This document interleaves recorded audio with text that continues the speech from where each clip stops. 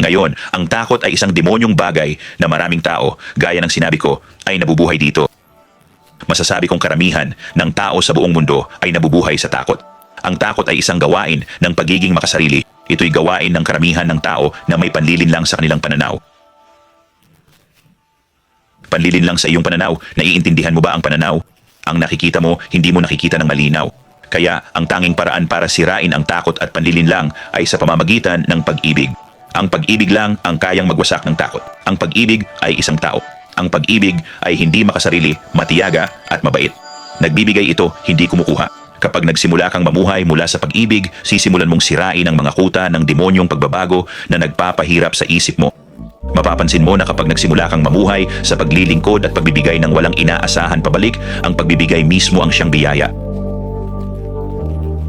Kita mo, tayo'y pinagsinungalingan na mula pa noong tayo'y isinilang. Ipinanganak tayo sa kasinungalingan, ipinanganak sa panlilin lang, at kailangan nating makalaya mula rito, maniwala ka man o hindi. At anuman ang piliin mong paniwalaan, may karapatan kang maniwala sa gusto mo, pero iisa lang ang daan na may walang hanggang kapangyarihan na kayang sirain ang puwersa ng kadiliman tulad ng takot, pagkabalisa at pag-aalala at lahat ng demonyong bagay na ito na, tulad ng sabi ko, pumapatay ng tao, nagdudulot ng sakit at karamdaman. Ang espiritual na mundo ay tunay na totoo para sa inyo na nakaunawa na at para sa inyo na naliligaw pa rin sa panlilin lang, hindi pa nakakaintindi at sinusubukan pa rin mabuhay sa mundong hindi naman talaga para sa inyo. Nilikha ka para sa mas higit pa sa sangkatauhan tulad ng sabi ko, sa larawan ng pag-ibig para ibalik ang pag-ibig sa iyong puso sa pamamagitan ng presensya ng Diyos. Ang tanging paraan upang magmahal, upang sirain ang mga puwersa ng kadiliman ay sa pamamagitan ng katotohanan. Ang katotohanan at iyan ang persona ng Diyos, ang persona ni Hesukristo, ang buhay na salita kung saan kapag tunay kang naniniwala sa katotohanan ng iyon,